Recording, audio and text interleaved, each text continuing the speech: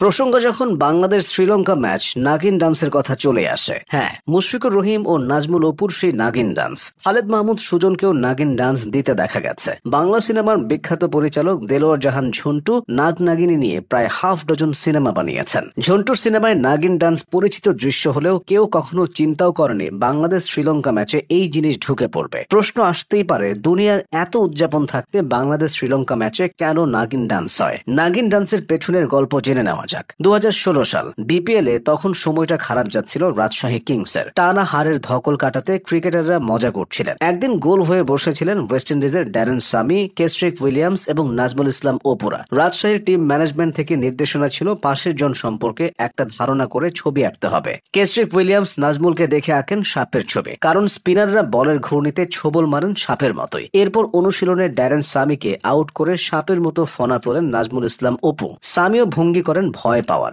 সেই ফনা তোলার ভঙ্গি নাজমুল করেন রাজশাহীর ম্যাচে উইকেট পাওয়ার পরও। নতুন এই উদযাপনের নাম হয়ে যায় নাগিন নাচ। সামি মজা করে অপুর ডাকনাম দিয়েছিলেন স্নেক। অদ্ভুত এই ডাকনাম অপুর পছন্দ হয়ে যায়। সেই বছর থেকে উইকেট পাওয়ার পর নাগিন নাচ করা শুরু করেন অপু। 2018 সালে আন্তর্জাতিক ক্রিকেটে অভিষেকের পর তার এই নাগিন ডান্স আন্তর্জাতিক গণমাধ্যমের চোখে পড়ে। 2018 সালের মার্চে শ্রীলঙ্কায় অনুষ্ঠিত হয় ভারত, বাংলাদেশ এবং শ্রীলঙ্কার মধ্যকার নিদাহাস ট্রফি। গ্রুপ পর্যায়ে বাংলাদেশ ও শ্রীলঙ্কার মধ্যে তুমুল প্রতিদ্বন্দ্বিতাপূর্ণ এক ম্যাচ চলছিল। সাবেক গুরু হাথুরুর শিষ্যদের বিপক্ষে জয়ের জন্য মরিয়া ছিল বাংলাদেশ দল। শ্রীলঙ্কা প্রথমে ব্যাট করে 214 রানের বিশাল স্কোর দাঁড় করায়। জবাবে তামিম ও লিটনের ওপেনিং জুটির উড়ন্ত শুরুর পর মুশফিকের 35 বলে 72 রানের দুর্দান্ত ইনিংসে চলে বাংলাদেশ টপকে যায় শ্রীলঙ্কার রানের পাহাড়। কিন্তু মুশফিকের ব্যাটিং নৈপুণ্যের চেয়ে ম্যাচ জয়ের পর তার উদযাপন আলোচনার কেন্দ্রবিন্দুতে চলে আসে। ম্যাচ জয়ের পরে মুশি নাগিন ডান্স দিয়ে জয় উদযাপন করেন। সাথে সাথে বিশ্ব মিডিয়ার নজরে চলে আসে নাগিন ডান্স। সাবেক প্লেয়ার, সমর্থকদের মধ্যে অনেকেই এর সমালোচনা করেছিলেন,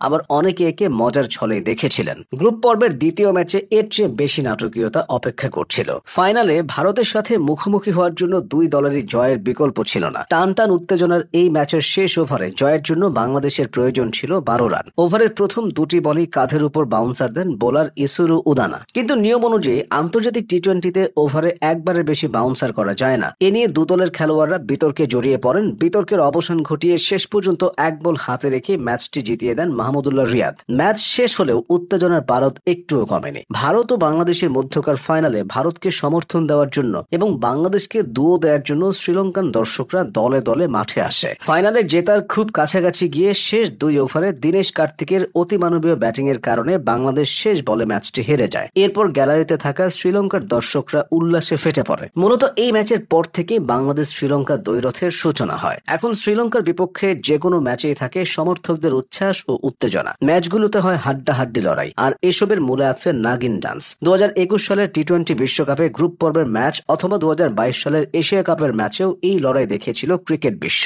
আগে ভারত পাকিস্তান রাইভালরি দেখার জন্য উন্মুখ হয়ে থাকতো ক্রিকেট প্রেমীরা। এবার যুক্ত হয়েছে বাংলাদেশ শ্রীলঙ্কার মধ্যকার বাঘ সিংহের লড়াই। আরো ভালো করে বললে নাগিন ডান্সের লড়াই।